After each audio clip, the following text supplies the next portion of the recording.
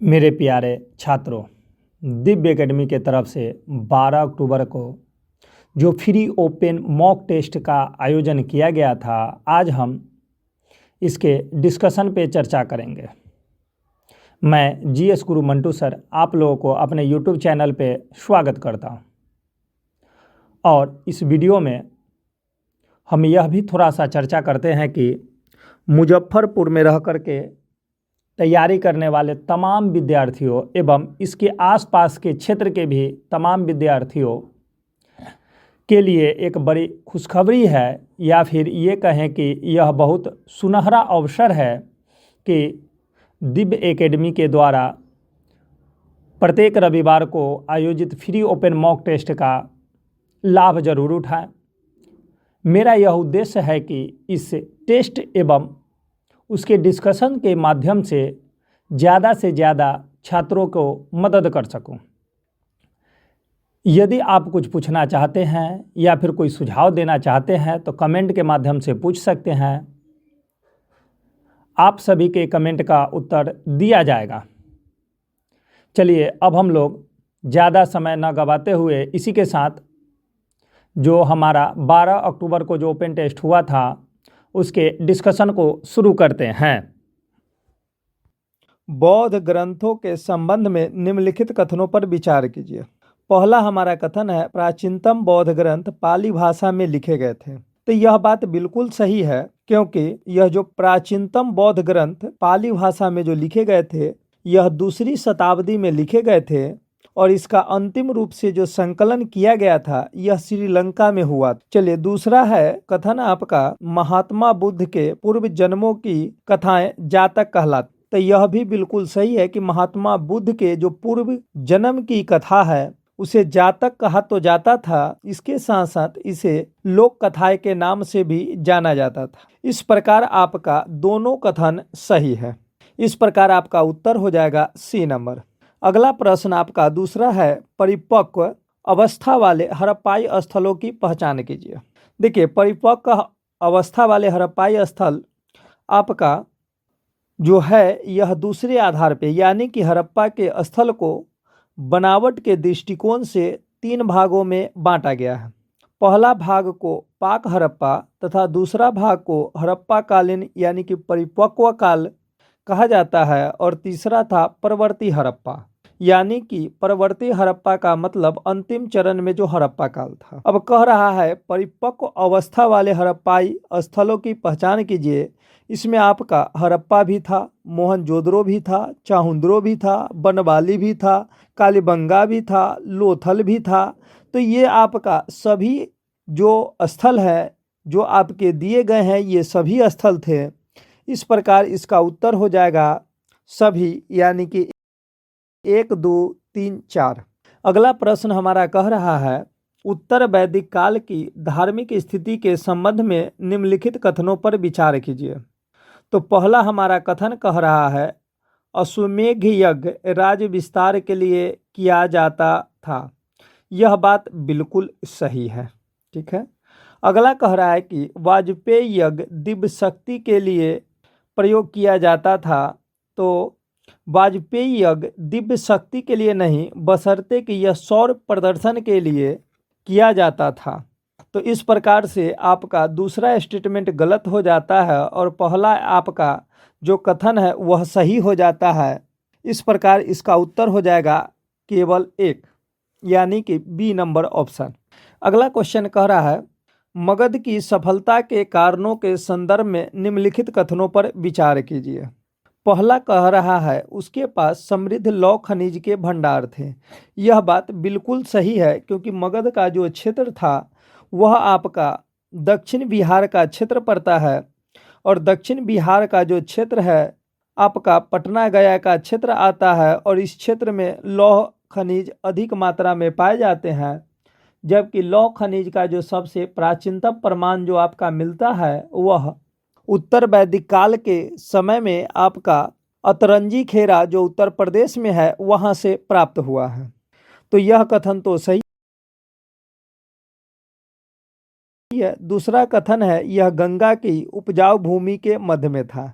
यह भी सही है, क्योंकि उदयन के द्वारा राजधानी गंगा एवं सोन नदी के संगम पर पाटलिपुत्र में बनाया गया था और यह बहुत ही उपजाऊ भूमि था। तो यह उपजाऊ भूमि के मध्य में था। यह भी आपका सही क्वेश्चन है। अगला है, इसकी राजधानियां सामरिक दृष्टि से महत्वपूर्ण स्थानों पर थीं। देखिए, तो मगध की जो पहली राजधानी थी ये आप लोग जानते होंगे गिरिव्रज था। गिरिव्रज जो था वह आपका 5 ओर से पहाड़ियों से घिरा हुआ था। तो यह आपका जो दुश्मन के देश, दुश्मन जो आपके रहेंगे, वह जो आपके क्षेत्र पे कब्जा करने आएंगे तो उनको पहाड़ी को पार करके आना पड़ेगा। फिर आगे हम लोग देखते हैं कि मगध की राजधानी पाटलिपुत्र को बनाया गया था। तो यह भी गंगा और सोन नदी के संगम पर था, यानी कि उत्तर और पश्चिम के तरफ से अटैक करने के लिए उनको नदी को पार करके आना पड़ता। तो इन सब दृष्टिकोण से आपका राजधानी जो बनाए गए थे यह महत्वपूर्ण था। तो इस प्रकार इसका उत्तर 1, 2 और 3 यानी कि तीनों स्टेटमेंट इसका सही है। चलिए, आप लोग को यह वीडियो कैसा लग रहा है यह कमेंट के माध्यम से सुझाव जरूर देंगे। वीडियो को आप लोग ज़्यादा से ज़्यादा लोगों तक शेयर करें जिससे अन्य विद्यार्थी को भी इसका लाभ मिल सके। चलिए, अगला प्रश्न है, खरोष्ठी लिपि के संबंध में निम्नलिखित कथनों पर विचार कीजिए। पहला स्टेटमेंट कह रहा है कि अशोक ने खरोष्ठी लिपि में अभिलेख लिखवाए। तो यह तो आपका सही है, लेकिन इसकी जानकारी कहाँ से मिलती है? तो अशोक के खरोष्ठी लिपि की जानकारी पश्चिमोत्तर क्षेत्र से मिलती है। अब खरोष्ठी लिपि के जो लिखे गए अभिलेख हैं यह आपका प्राकृत भाषा में लिखे गए थे। दूसरा स्टेटमेंट कह रहा है, भारत में खरोष्ठी का प्रचलन यूनानी संपर्क का परिणाम था। तो यह भी आपका बिल्कुल सही है कि खरोष्ठी का जो प्रचलन है यूनानी के संपर्क में आने से हुआ था, क्योंकि सबसे पहले यूनानी जो भी राजा थे वह सिक्का पे राजा का नाम खुदवाने का काम किया करते थे। इन्हीं के माध्यम से यह आपका धीरे धीरे फैलते हुए चला गया। अगला स्टेटमेंट है, भारत में इसका पहला प्रयोग द्वितीय प्रथम शताब्दी ईसा पूर्व में हुआ था। तो यह भी बिल्कुल सही है, लेकिन द्वितीय प्रथम शताब्दी ईसा पूर्व में हुआ था। इसकी जानकारी कहाँ से हमें प्राप्त होती है? तो इसकी जानकारी हमें पुरातात्विक साक्ष्य के माध्यम से प्राप्त होती है। इस प्रकार क्वेश्चन नंबर 5 का जो कथन है, पहला, दूसरा और तीसरा, ये तीनों कथन सही है। इस प्रकार आपका उत्तर हो जाएगा ऑप्शन नंबर डी। अगला प्रश्न कह रहा है, हुएन सांग के यात्रा वृत्तांत के संदर्भ में भारत की सामाजिक स्थिति के संबंध में निम्नलिखित कथनों पर विचार कीजिए। देखिए, ह्वेन सांग जो है वह हर्षवर्धन के काल में आने वाला एक चीनी यात्री था। अब हम आते हैं कि भारत में इसका पहला स्टेटमेंट जो है, भारत में जाति प्रथा की प्रधानता थी।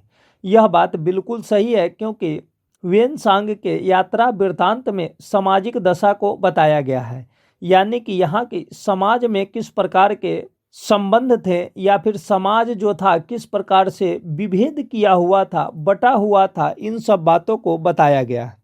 दूसरा कथन कह रहा है, अछूतों के साथ बुरा व्यवहार किया जाता था। यह बात भी बिल्कुल सही है, क्योंकि ये लोग जो अछूत हुआ करते थे इन्हें नगर के बाहर रखा जाता था, तो इसलिए यह बुरा व्यवहार करते थे, यानी कि नगर में इनको रहने की इजाज़त नहीं हुए करते थे। आगे है, भारत के लोगों को जल्दी गुस्सा आता था, परंतु वे ईमानदार होते थे। यह भी बात बिल्कुल सही है, क्योंकि ह्वेन सांग ने अपनी यात्रा वृत्तांत में लिखता है कि भारतीय लोग जो थे वह गर्म मिजाज के थे, और गर्म मिजाज के होने के कारण इन लोगों को बहुत जल्द ही गुस्सा आ जाता था।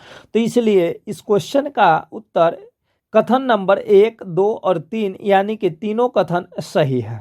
अगला क्वेश्चन है, बलबन द्वारा किए गए विभिन्न प्रशासनिक सुधारों के अंतर्गत निम्नलिखित में से कौन से कथन शामिल थे या है? चलिए, पहला कथन कह रहा है, सैन्य सुधार के अंतर्गत दीवाने अर्ज का पुनर्गठन किया गया था। देखिए, तो यह बात बिल्कुल सही है, क्योंकि दीवान ए अर्ज यह एक सैन्य विभाग था और सैन्य विभाग का जो पुनर्गठन करने का काम यह बलबन के द्वारा ही किया गया था। अगला स्टेटमेंट है सिजदा और पैबोस प्रथा का प्रचलन।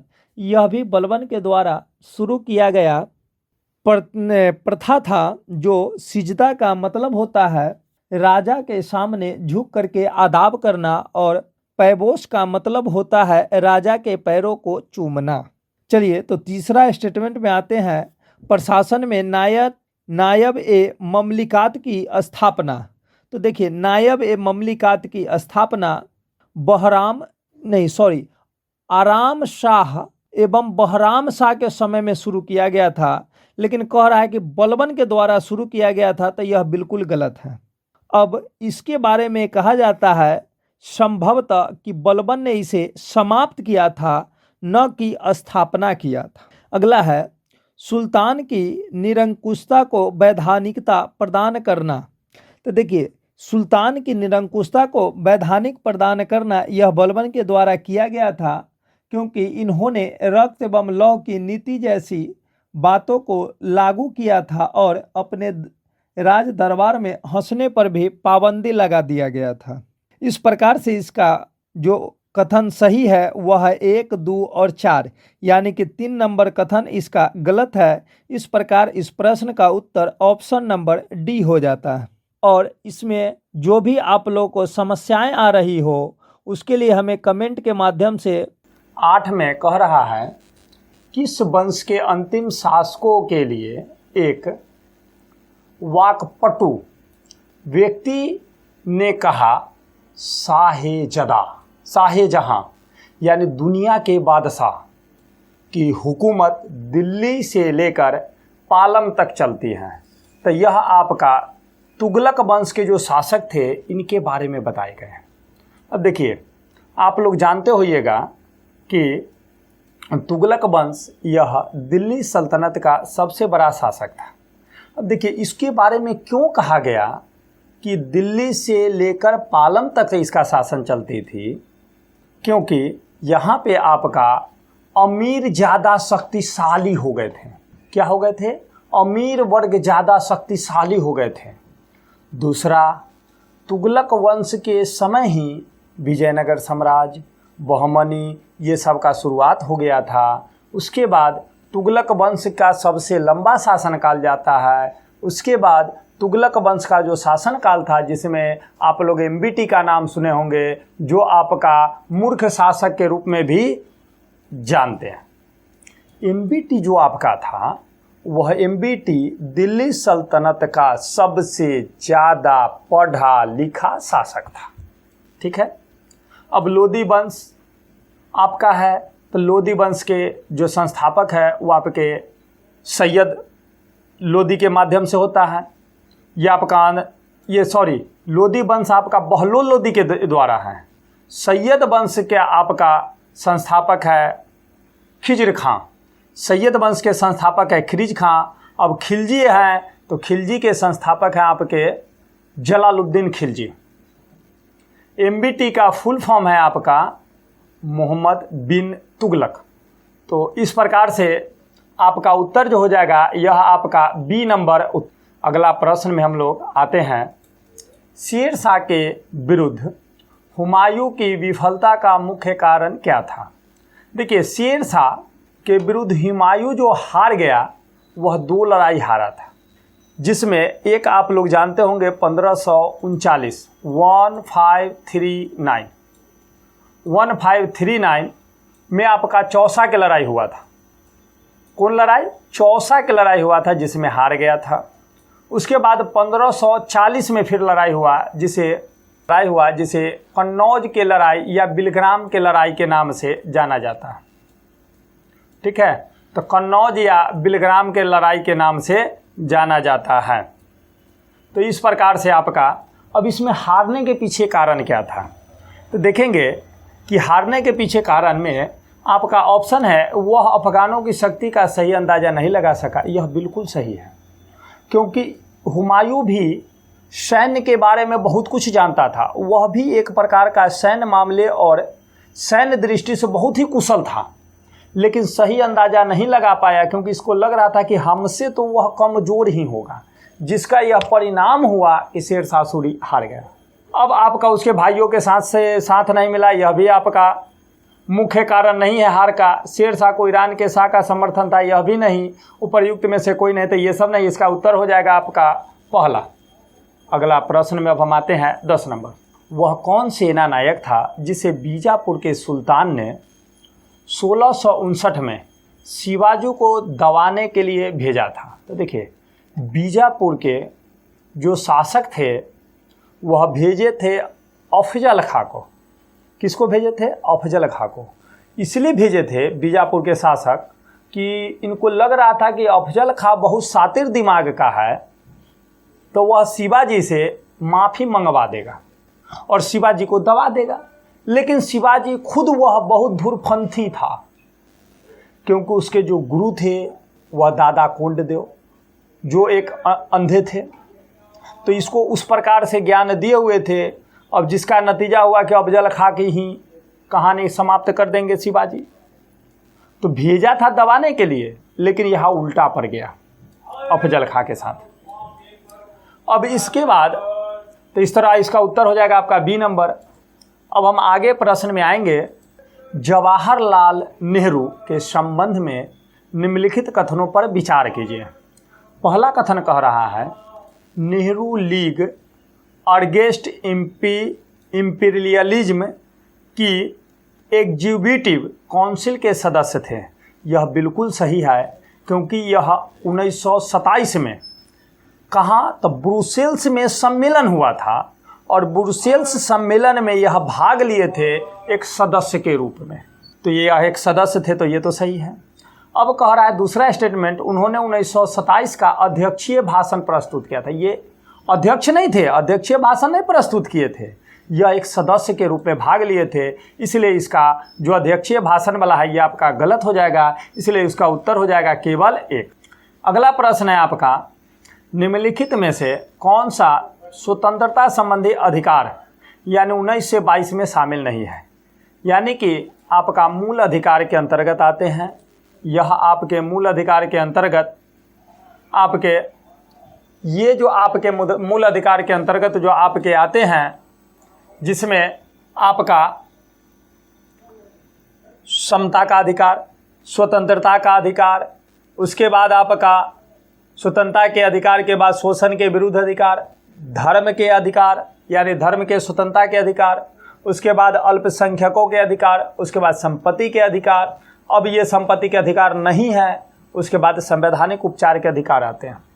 लेकिन यहाँ पे प्रश्न में आपका स्वतंत्रता में पूछा है, तो स्वतंत्रता से संबंधित जो 19 से लेकर 22 तक है, यानी कि आपके अनुच्छेद 19 में वाक एवं अभिव्यक्ति की स्वतंत्रता कहा गया, तो ये तो होगा नहीं। लेकिन अब हम ऑप्शन से देखते हैं, तो संपत्ति की स्वतंत्रता, तो संपत्ति की स्वतंत्रता के अंतर्गत नहीं आते हैं, क्योंकि संपत्ति के जो स्वतंत्रता है यह आपका मूल अधिकार में अब रहा भी नहीं, क्योंकि यह एक विधिक अधिकार आ गया है। यह आपका संपत्ति का अधिकार के जो अधिकार भाग 12 के अनुच्छेद जो आपके थे, वह अनुच्छेद है आपका 300 के क में आपका संपत्ति के अधिकार चले गए। तो ये तो होगा नहीं, और हमसे नहीं ही पूछ रहा था, तो यही हो गया। अगर हम आगे देखते हैं तो अपराधों के लिए 2 सिद्धि के संबंध में संरक्षण, तो अपराधों के लिए आपके अनुच्छेद 20 में दिए गए हैं।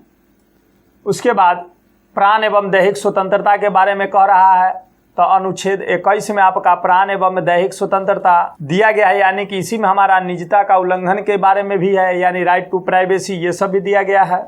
जीने की हमें स्वतंत्रता है, मरने की नहीं है।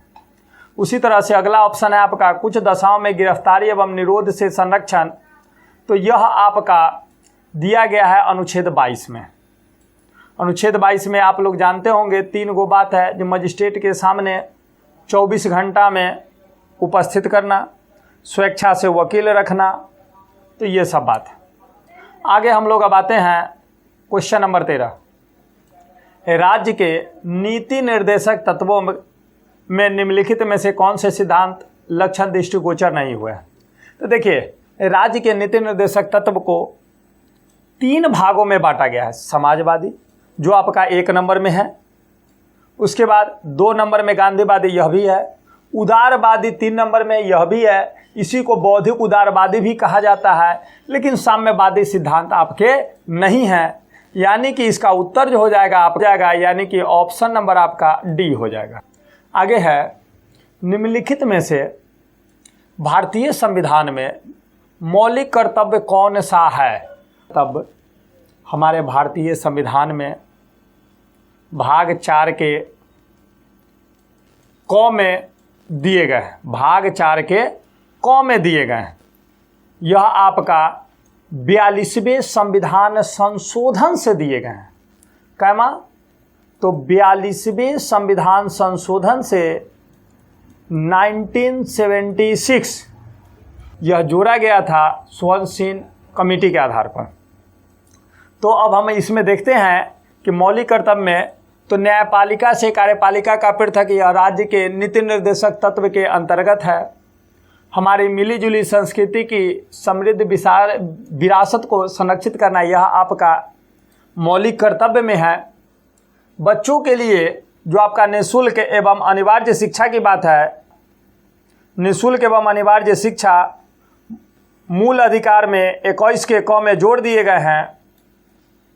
उसके बाद छुआछूत की परंपरा, यह भी आपका छुआछूत की जो परंपरा है यह आपका आर्टिकल 17 में है, यानी कि यह भी मूल अधिकार में है। यानी कि मूल कर्तव्य में आपका ऑप्शन नंबर बी सही हो जाएगा। लेकिन मूल कर्तव्य जो आपका है यह नागरिकों पे लागू होता है। दूसरा बात, मूल कर्तव्य अभी वर्तमान में है 11 गो, पहले था आपका 10 गो, अभी मूल कर्तव्य कितना 11 गो है। चलिए अब हम लोग आगे प्रश्न को देखेंगे। तो आगे हमारा जो प्रश्न है वह कह रहा है, लोकसभा की कार्यवाही के संचालन के लिए अध्यक्ष का चुनाव किया जाता है। तो देखिए, लोकसभा का जो कार्यवाही होता है इसके जो अध्यक्ष को चुनते हैं वह चुनते हैं लोकसभा के सभी सदस्य मिल करके। तो राष्ट्रपति के द्वारा किसको चुना जाता है? तो जब लोकसभा का गठन होता है, नव निर्वाचित होते हैं, तो प्रोटेम स्पीकर को चुनते हैं लोकसभा में राष्ट्रपति, प्रधानमंत्री के द्वारा किसी का नहीं। अब कह रहा है कि लोकसभा एवं राज्यसभा के सदस्यों के द्वारा, तो यह आपका लोकसभा में नहीं बल्कि लोकसभा और राज्यसभा के सदस्यों के द्वारा जो चुने जाते हैं वह आपका चुने जाते हैं उपराष्ट्रपति को। किसको चुनते हैं? उपराष्ट्रपति को चुनते हैं। यानी कि लोकसभा और राज्यसभा के सदस्यों के द्वारा हम लोग राष्ट्रपति का इलेक्शन के माध्यम से वोटिंग करा करके अप्रत्यक्ष रूप से तब चुनाव करते हैं। अगला प्रश्न में अब हम लोग आते हैं। तो अगला प्रश्न हमारा कह रहा है, ग्राम सभा के संबंध में कौन सा कथन सत्य है? तो ग्राम सभा के संदर्भ में आपका ग्राम सभा एक पंचायत के क्षेत्र के अंतर्गत वयस्कों की सभा, यह बिल्कुल सही है। अब वयस्क मतलब जिनका वयस्क का कहने का मतलब है जिनका वोटर लिस्ट में नाम है। आगे है, ग्राम सभा के सदस्य या 18 वर्ष या उससे अधिक आयु, अभी बता दिया 18 वर्ष, तो यह भी हो जाएगा। उसके बाद ग्राम सभा का सदस्य बनने की योग्यता वही व्यक्ति रखता है जिनका नाम गांव की मतदाता सूची में होता है, यह भी सही है। इस प्रकार इसका उत्तर हो जाएगा उपर्युक्त में से सभी सही हैं। लेकिन देखिए, ग्राम सभा में आपको उम्मीदवार बनना है तो मिनिमम ये चाहिए 21। सभा के उम्मीदवार बनने के लिए, यानी कि आप मुखिया बन रहे या अन्य कोई सदस्य बन रहे उसके लिए, लेकिन वोटर बनने के लिए जो है वह 18 है। तो उसी के आधार पर आपका जो ग्राम सभा के सदस्य, क्योंकि वह वहाँ के वोटर लिस्ट के लोग हैं, तो वह आपके रहेंगे। अगला प्रश्न है, निम्नलिखित में से कौन सा कथन असत्य है? चलिए, पहला स्टेटमेंट है, हिमाचल हिमालय की महत्वपूर्ण स्थलाकृति शिवालिक और दून है, यह बिल्कुल सही है। बृहत हिमालय की घाटियों में भेटिया प्रजाति के लोग निवास करते हैं। भेटिया प्रजाति मतलब जनजाति के, यह भी बिल्कुल सही है। ऊंचाई पर स्थित घास के मैदान को दुआर कहा जाता है, देखिए यही गलती है। ऊंचाई के पर स्थित जो घास के मैदान है उसे आपको कहा जाता है बुग्याल। क्या कहते हैं? तो बुग्याल कहते हैं। बुग्याल कहते हैं आपका कहाँ कहते हैं? आपका यूके में। यूके मतलब यहाँ पे यूनाइटेड किंगडम नहीं है, यह आपका है उत्तराखंड। और एक और उत्तराखंड में नाम से जानते हैं प्यार, यानी पूरा प से ये है, ये ध्यान दीजिएगा, आधा प वाला प्यार नहीं है, पूरा प। इसके अलावा अगर यही जम्मू कश्मीर में कहते हैं मर्ग, मर्ग नाम है आपका जम्मू कश्मीर में, तो यही आपका गलत था और गलत हमको चुनना था, तो ये आपका गलत हो गया, यानी कि ऑप्शन नंबर आपका यही हो जाएगा आपका सी। आगे हम आते हैं, निम्नलिखित झीलों में से कौन सी लैगून झील है? तो लैगून झील देखिए, चिल्का झील लैगून झील है, यह आपका उड़ीसा में अवस्थित है, ठीक है। उसके बाद है आपका वुलर झील, तो वुलर झील जो आपका है यह आपका लैगून नहीं है, जम्मू कश्मीर में है। कहाँ पे है? J&K में है, J&K में आपका कौन है? तो आपका वुलर झील है। वुलर झील जो आपका है और यह भारत का सबसे बड़ा मीठे पानी का झील कहा जाता है। चलिए अगला में हम आते हैं, तो पुलिकट झील। पुलिकट झील कहाँ है? तो पुलिकट झील आपका तमिलनाडु में, यानी TN में है। कहाँ है?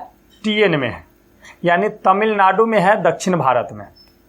उसके बाद आपका कोलेरू झील, यह आपका कोलेरू कहाँ है?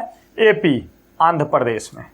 तो यह आपका, यह भी आपका लैगून है, पुलिकट भी लैगून है, चिल्का भी लैगून है। लैगून को थोड़ा समझते हैं कि लैगून है क्या। तो देखिए, समुद्र का पानी जहाँ आना जाना लगा रहता है उसी को कहते हैं। अब ऐसे भी पकड़ लेंगे, उड़ीसा से सटता है बंगाल की खाड़ी, तमिलनाडु से भी सटता है, आंध्र प्रदेश से भी सटता है, तो इस तरह से आपका ये सब हो गया लैगून वाला, जबकि जम्मू कश्मीर से आपका नहीं सटता। तो इसलिए इसका उत्तर हो जाएगा 1, 3 और 4, यानी कि 2 आपका नहीं है, इसलिए उत्तर हो गया आपका ऑप्शन नंबर डी। आगे हमारा प्रश्न है, मानसूनी वर्षा के विशेषता के संदर्भ में निम्नलिखित में से कौन सा कथन असत्य है? तो इसमें दक्षिण पश्चिम मानसून से प्राप्त होने वाली वर्षा मौसमी है, यह बिल्कुल सही है। मानसूनी वर्षा में मानसून विक्षेप चक्रवाती अपदाबों से उत्पन्न होता है, यह भी बिल्कुल सही है। तीसरा करा, भारत में मानसूनी वर्षा का स्थानीय वितरण प्रत्येक स्थान एक समान है। देखिए, एक समान नहीं है, यही गलत हो गया, यही हमसे पूछ रहा था।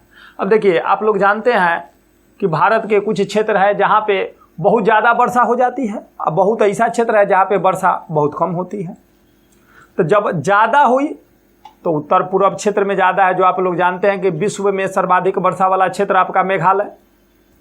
कहाँ? तो मेघालय, इसलिए मेघालय को मेघों का देश कहा जाता है, मेघालय को। अब आगे पढ़ते हैं, तो आपका अगला ऑप्शन है, मानसूनी वर्षा उच्चतम तथा भू आकृति वाला नियंत्रित होता है, तो यह भी आपका सही है, उत्तर हो जाएगा आपका सी नंबर। यानी कि असत्य खोजना था, असत्य आपका कौन है? तो ऑप्शन नंबर आपका सी असत्य है। आगे, आनुवांशिकता के मेंडलीय प्रयोगों के अनुसार निम्न में से कौन सा कथन असत्य है? यानी कि हमसे गलत पूछ रहा है, तो गलत इसमें हम देखेंगे, तो पहला कह रहा है कि मटर के पौधे में पुष्प की कक्षीय स्थिति अग्रस्थ स्थिति की तुलना में प्रभावी है, यह बिल्कुल सही है। दूसरा है आपका, कह रहा है कि मेंडलवाद के अनुसार कारक आनुवांशिकी की क्रियात्मक इकाई होते हैं, तो यह भी बिल्कुल सही है, क्रियात्मक इकाई होते हैं। अगला है, एलीज में यदि दोनों जीन एक ही प्रकार के होते हैं तो इन्हें समयुग्मिजी एवं शुद्ध जाति कहते हैं, यह बिल्कुल सही है। अब देखिए, यहाँ पे तीनों आपका सही है, जबकि कह रहा था कि गलती खोजने के लिए, तो गलती तो इसमें है ही नहीं है, तो इसीलिए इसका उत्तर हो जाएगा इनमें से कोई नहीं। लेकिन एक चीज़ समझेंगे, शुद्ध जाति वाला जो आपका 3 नंबर में जो आपका दिए हुए था, इसमें देखिए लंबे पंज होते हैं ना बच्चे में, या फिर जो आपका मटर पे जब किया गया है, तो आनुवांशिकता में जब हम देखेंगे तो लंबा होता है वह कैपिटल टी के माध्यम से। किससे? तो आपका कैपिटल डबल टी, 2 गो कैपिटल टी हो गया, तो ये लंबा का संकेत है। अगर स्मॉल वाला 2 गो टी दे दे, कौन? स्मॉल वाला 2 गो टी दे दे, तो ये बौनापन हो गया। मतलब जैसे कहते हैं ना, बड़का ABCD के लेटर आपका, तो बड़का कैपिटल टी हो गया, और छोटका तो मतलब छोटका ABCD वाला हो गया, तो ये आपका बौना का हो गया। ठीक है। आगे अब हम लोग 21 नंबर प्रश्न को देखेंगे। जैसे आपका है, जीवों के विकास के संदर्भ में निम्नलिखित में से कौन सा अनुक्रम सही है। तो इसमें आपका जो सही अनुक्रम सही है वो आपका सैलामेंडर यानी अजगर कंगारू वाला जो क्रम है यह आपका सही है। ये कैसे सही है, तो ये तीनों का गुणसूत्र जो है थोड़ा थोड़ा मिलते जाता है, तो इसीलिए यह आपका अनुक्रम धीरे धीरे धीरे धीरे ये आपका आगे में है बढ़ते गया है, जो आपका सही है। जबकि बाकी जो आपका मेढक, केकड़ा, झींगा या ऑक्टोपस, डॉल्फिन, शार्क या फिर आपका पैंगोलिन, कच्छप, बाज दिया गया है, ये आपका गलत है। आगे है 22 नंबर क्वेश्चन, मानव शरीर में श्वसन वर्णक है। तो देखिए श्वसन वर्णक है आपका हीमोग्लोबिन। अब हीमोग्लोबिन है क्या, तो आरबीसी में जो आपका हीमोग्लोबिन जो है आरबीसी में मौजूद एक तरह का प्रोटीन होता है। क्या है, एक तरह का प्रोटीन होता है। तो आपका प्रोटीन जो है इसका काम क्या है, तो शरीर के सभी अंगों में कोशिका को पहुंचाने का काम करेंगे कौन, ऑक्सीजन, यानी कि O2 को पहुंचाने का काम करते हैं। जबकि अंग में और कोशिका में पहुंचाएंगे ऑक्सीजन को, जबकि फेफड़ा एवं अन्य अंगों तक पहुंचाने का काम करेंगे CO2 को। यानी कि देखिए CO2 का मतलब कार्बन डाइऑक्साइड जो फेफड़ा एवं अन्य अंग में, और ऑक्सीजन कहाँ, तो शरीर के सभी अंग और केशिका में आपका पहुंचाने का काम करते हैं। ठीक है, तो ये आपका हो गया हीमोग्लोबिन। अगला प्रश्न है 23 नंबर, सूची को में हमको देखना है कि कौन सा युग में सही है। तो देखिए तो टिबिया जो है वह आपका सही है, क्योंकि पैर की अस्थि को बताया गया है। इलियम आपका अंश मेखला की अस्थि नहीं, बल्कि यह गलत है, इसका सही होना चाहिए था कुल्हा, जो नहीं है। सी नंबर ह्यूमरस, ह्यूमरस जो आपका हाथ की अस्थि यह आपका सही है। ठीक है। डी नंबर क्लेविकल यानी टखने की अस्थि, तो ये आपका गलत है। तो आपका इसका उत्तर होना चाहिए था कौन, कंधा होना चाहिए था, कंधा की अस्थि, तो ये आपका गलत हो गया। यानी कि इसमें ए और सी सही है। अब इसमें देखिए ऑप्शन तो है नहीं कि एक से अधिक मारें, तो ए और सी सही जब रहता है तो सीधे हम लोग पैटर्न को अपनाते क्या है कि जो पहले उत्तर सही रहता है उसी को हम लोग मानते हैं। तो पहला उत्तर आपका ए सही है, तो इस आधार पे आपका उत्तर जो हो जाएगा ए सही है। जबकि इसमें ए और सी दोनों सही है, लेकिन जब एग्जाम में हम लोग बैठेंगे तो ए को सही लगाएंगे। अगला प्रश्न जो 24 नंबर है, निम्नलिखित में से कौन सा युग में सही नहीं है। तो देखिए टमाटर साग सही है, आम वृक्ष सही है, नींबू झाड़ी सही है, मनी प्लांट, देखिए साग में थोड़ा स्पेस देना वो कम कर दिया था, तो मनी प्लांट का साग यही आपका क्या है, गलत है। अगला प्रश्न निम्नलिखित में से कौन सी घटना या घटनाएं गुरुत्वाकर्षण के सार्वत्रिक नियम की सही पुष्टि करता या करती है। पहला है सूर्य के चारों ओर ग्रहों की गति। तो सूर्य के चारों ओर ग्रहों की जो गति है यह आपका गुरुत्वाकर्षण के कारण होता है, यह बिल्कुल सही है। पृथ्वी पर पेड़ों का उगना यह गुरुत्वाकर्षण के कारण नहीं, यह एक प्राकृतिक घटना है, तो इसलिए क्या हो जाएगा, गलत हो जाएगा। तीसरा सूर्य तथा चंद्रमा के कारण ज्वार भाटा, यह बिल्कुल सही है, यह घटना होता है कहाँ, समुद्र में। अगला हमें पृथ्वी से बांधे रखने वाला बल, यह भी गुरुत्वाकर्षण के कारण ही होता है। अगर गुरुत्वाकर्षण कम रहेगा तो हम लोग बहुत ज़्यादा गिरने लगेंगे।